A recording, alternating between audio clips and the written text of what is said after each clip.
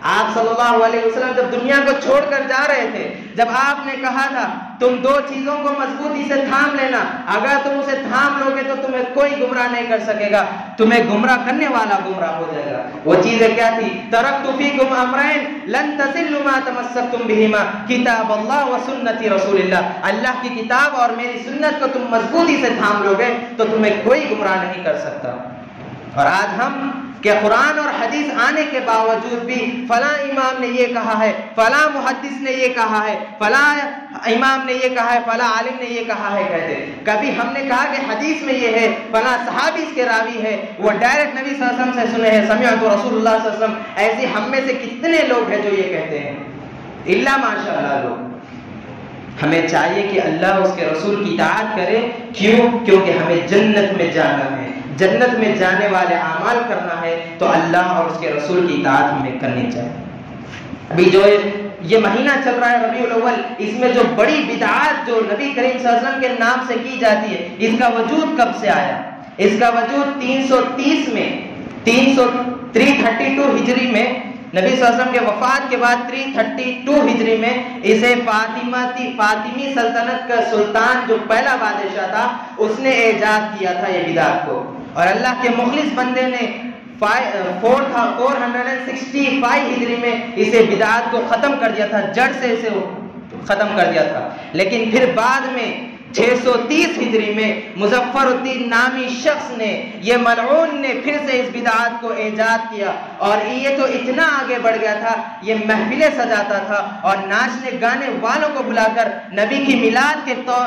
میلاد مناتا تھا، لیکن ناچنے گانے والوں کو بلا کر نچواتا تھا اور گانے گاتا تھا، گلیوں کو محفلوں کو سجایا کرتا تھا، لیکن پھر اسے ختم کر دی گئی تھی۔ آپ میں سے یہاں پر بزرگ شاہد ہے اس بات کی، آج کے 30 یا 40 سال پہلے بھی 12 ربیع الاول کا نام 12 فات کہا جاتا تھا۔ آپ یہاں پر بیٹھے بزرگ اس بات کے شاہد ہے کہ اس سے پہلے 12 فات کے نام سے اس دن کو جانا جاتا تھا، لیکن آج 12 ربیع الاول میلاد النبی کے طور پر عید کا دن، یعنی نبی کریم صلی اللہ علیہ وسلم کے وفات کے دن کو عید کا دن یعنی پیدائش کا دن تصور کر دیا گیا۔ اگر تاریخ اٹھا کر دیکھیں گے تو 8 ربیع الاول کے دن نبی کریم صلی اللہ علیہ وسلم ام المومنین حضرت میمونہ رضی اللہ عنہا کے گھر پر تھے، اور وہاں پر آپ کی طبیعت خراب ہوئی، اور یہاں اتنی طبیعت خراب ہو گئی تھی کہ آپ کو اٹھ کر چلنا نہیں آ رہا تھا، تو آپ نے 2 صحابی، اور وہ دو بھی آپ کے چچا زاد بھائی تھے، ایک علی رضی اللہ عنہ جو داماد بھی، اور ابن عباس رضی اللہ عنہ کے بیٹے، دونوں کے کھاندے پر ہاتھ ڈال کر آپ چلے، وہ بھی چلنا نہیں آ رہا تھا آپ کو۔ آپ گئے مسجد نبوی اور جا کر نماز پڑھائے ابو بکر کو، ابو بکر رضی اللہ عنہ نے مختلف پورے صحابہ کو نماز پڑھائی،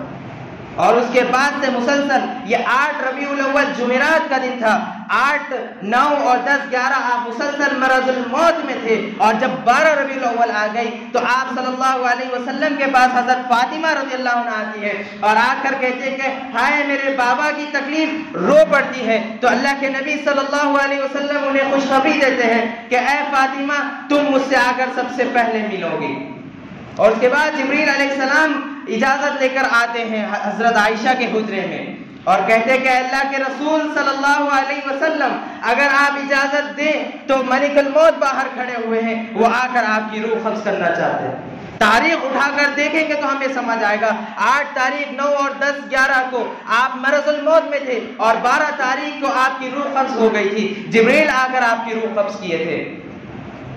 تاریخ اٹھا کر دیکھیں گے تو سمجھ آئے گا کہ کب نبی کی ولادت تھی اور کب آپ کا وفات کا دن تھا۔ اور جیسے ہی آپ کی روح قبض ہوئی، ابو بکر کسی ایک گاؤں میں تھے، جیسے ان کو اطلاع ملی وہ آئے اور آ کر نبی کریم صلی اللہ علیہ وسلم کے چہرے مبارک سے کپڑا ہٹا کر آپ کو بوسہ دیا اور کہا کہ آپ جب تک باحیات تھے آپ پاک تھے، اور جب آپ اس دنیا کو الوداع کہہ کر چلے گئے آج بھی آپ پاک ہے۔ اس سے پہلے کہ عمر باہر یہ اعلان کر دیا اپنی تلوار نکال کر، جو شخص یہ کہے گا کہ نبی کریم صلی اللہ علیہ وسلم اس دنیا سے چلے گئے یعنی وفات پا گئے، تو اس کی گردن ہوگی، میری تلوار ہوگی۔ کیا آپ کوئی ہے محبت؟ صحابہ کو محبت نہیں تھی،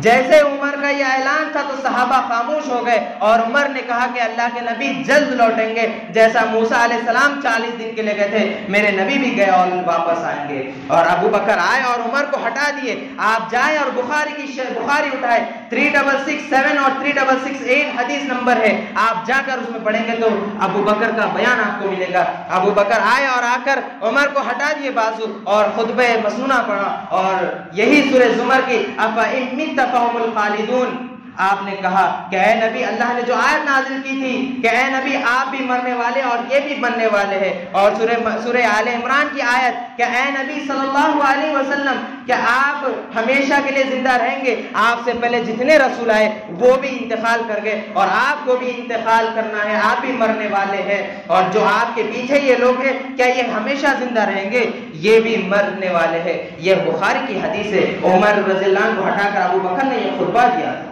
بخاری میں موجود ہے۔ تم کہتے ہو نا کہ جو اہل حدیث پکا اہل حدیث ہے، وہ بخاری سے ثابت کرتے کہ جو تم نماز پڑھتے ہو رفع الیدین کا اس نے اس طریقے سے نام لیا ہے، میں اپنی زبان سے نہیں نکال سکتا، اس نے کہا کہ بخاری سے بتا دو، تو میں بخاری سے تمہیں دلیل دیتا ہوں، جا کر کتاب الاذان اٹھا لو، 736 حدیث نمبر ہے، جا کر وہاں دیکھ لو، رفع الیدین سے نماز پڑھنے کا ثبوت ہے۔ اور اب میں یہ تمہیں کہتا ہوں کہ صرف بخاری نہیں، کتاب الستہ اور معطا امام مالک اٹھا لو، خالی ایک دلیل ہمیں دے دو میلاد النبی منانے کی، تو ہم کیا پورے اہل حدیث منائیں گے اور تم سے زیادہ جشن نکالیں گے اور تم سے زیادہ ریلی نکالیں گے، تم سے زیادہ ہم جھنڈے لگائیں گے۔ صرف ایک حدیث، وہ بھی پوری سند کے ساتھ، وہ جائے گی سند صحابی سے، اور صحابی یہ کہے کہ میں رسول اللہ صلی اللہ علیہ وسلم سے سنا ہوں، یہ ایک حدیث ہمیں دے دو، ہم بھی نبی کی ولادت 12 ربیع الاول کو منائیں گے۔ لیکن افسوس ہے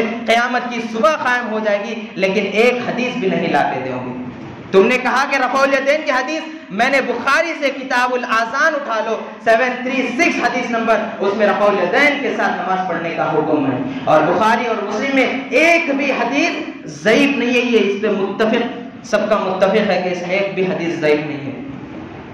اور یہ لوگ نعرے لگاتے، ایک تو ظالم یہ نعرہ لگایا ہے، ایک ظالم نے یہ نعرہ لگایا ہے، نثار پہ تیری چہل پہل، ہزاروں عید ربیع الاول،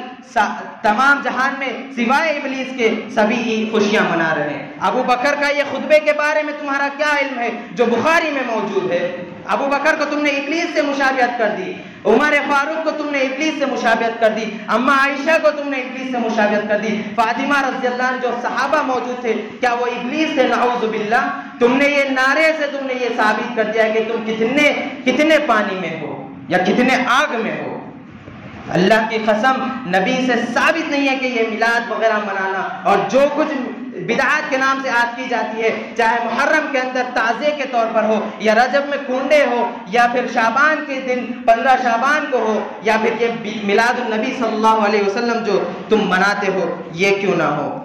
اما عائشہ کہتی ہیں نبی کریم صلی اللہ علیہ وسلم اپنے ہر خطبے میں کہا کرتے تھے، اما بعد فإن اصدق الحدیث کتاب اللہ وخیر الحدی حدی محمد صلی اللہ علیہ وسلم، سب سے بہترین بات اللہ کی بات اور اس کے بعد میری بات، اور جو شخص فإن خیر الحدیث کتاب اللہ فإن خیر الحدی حدی محمد صلی اللہ علیہ وسلم وشر الامور محدثاتها وكل محدثة بدعة وكل بدعة ضلالة وكل ضلالة في النار، جو شخص دین اسلام میں کوئی ایسا بات ایجاد کر دے، جو نیا کام ایجاد کر دے، وہ گمراہی ہے اور گمراہی جہنم میں لے جانے والا عمل ہے۔ یعنی یہ جو میلاد النبی، محرم میں تعزیے ہو، رجب کے کنڈے ہو، یہ سب جہنم میں لے جانے والے اعمال ہے۔ اما عائشہ کہتی ہے اللہ کے نبی کی حدیث ہے، من احدث فی امرنا ھذا ما لیس له منه فهو رد، یہ بخاری کی حدیث ہے، اور مسلم کی من عمل عملا لیس علیہ امرنا فهو رد، جو شخص ہمارے اس دین میں ایسی بات کو لائے جس سے ہم سے ثابت نہ ہو تو وہ عمل مردود ہے۔ یہ میلاد النبی اور یہ تعزیے وغیرہ یہ مردود کام ہے اور جہنم میں جانے والا عمل ہے۔ مسلم کی پہلی حدیث میں یہ ہے، اللہ کے نبی کہتے ہیں جو شخص ہم پر کوئی بات کرے اور ہم پر الزام لگائے کہ نبی نے کہا تو اس شخص اپنا ٹھکانہ جہنم بنا لے۔ اللہ کے نبی صلی اللہ علیہ وسلم کہہ رہے کہ وہ شخص اپنا ٹھکانہ جہنم بنا لے۔ اللہ رب العالمین نے سورہ مائدہ کی آیت نمبر 3 جو پوری قرآن کی آخری آیت، جب آپ رسول اللہ صلی اللہ علیہ وسلم عرفے کے میدان میں حجۃ الوداع میں، عرفے کا میدان تھا، جمعہ کا دن تھا، آپ ممبر پر کھڑے، اللہ رب العالمین نے یہ آیت نازل کی، الیوم اکملت لکم دینکم واتممت علیکم نعمتی ورضیت لکم الاسلام دینا۔ آج کے دن میں نے دین کو تمہارے لیے مکمل کر دیا اور تمام نعمتیں تمہارے لیے پورے کر دیا۔ کیا اللہ نعوذ باللہ اللہ نے میلاد کے بارے میں بتانا بھول گیا تھا، یا نبی صلی اللہ علیہ وسلم بتانا بھول گئے تھے؟ نبی نے صحابہ سے کہا اس دن کہ آج میں نے جو کچھ مجھ پر نازل ہوا میں سب تمہیں بتا دیا ہوں، کوئی چیز میں چھپایا نہیں ہوں۔ اور صحابہ نے کہا کہ ہم گواہ ہیں۔ آپ صلی اللہ علیہ وسلم نے کہا اللہ تو گواہ ہے نا، اللہ تو گواہ ہے نا، اللہ تو گواہ ہے نا۔ اللہ کے نبی نے تو بتا دیے، پھر یہ میلاد کہاں سے تم بتا رہے ہو؟ اس کی دلیل دے دو نبی سے، لیکن نبی سے بھی نہیں دے سکتے، نہ صحابہ سے دے سکتے۔ یہ تمہارے جس کے ایجاد کے تمہارے امام احمد رضا خان بریلوی، ان کے مطابق 8 ربیع الاول کو نبی کی پیدائش ہے۔ شیخ عبد القادر جیلانی رحمۃ اللہ علیہ کے مطابق 10 محرم کو نبی صلی اللہ علیہ وسلم ولادت ہوئے۔ اختلاف ہے اس میں، کسی نے کہا 9 کو پیدا ہوئے، اور زیادہ بات یہی ہے کہ 9 ربیع الاول کو آپ صلی اللہ علیہ وسلم نے پیدا ہوئے، کیونکہ ذخیرہ حدیث، ذخیرہ سیرت، تجلیات نبوت اور جتنے کتابیں ہیں سیرت النبی کے، ان سب میں 9 تاریخ ہے، اور احادیث کا مطالعہ کریں گے تو 9 کو آپ نے ولادت ہوئے اور 12 کو آپ کا انتقال ہوا ہے۔ اللہ رب العالمین نے پورا دین اسلام کو مکمل کر دیا، اور نبی کریم صلی اللہ علیہ وسلم نے اور کہا، نبی صلی اللہ علیہ وسلم نے خیر کی بات تمام بتا دی ہے، اور کہا کہ تم جس طرح عیسیٰ ابن مریم کے نصارہ نے عیسیٰ ابن مریم کے شان میں غلو کیا تھا، تم میرے شان میں غلو نہ کرنا۔ لا تطرونی کما اطر النصارى عیسیٰ ابن مریم انما عبد اللہ ورسولہ، تم میری شان میں اس طرح غلو نہ کرنا جس طرح نصارہ نے عیسیٰ ابن مریم کی شان میں غلو کر دیے تھے، اور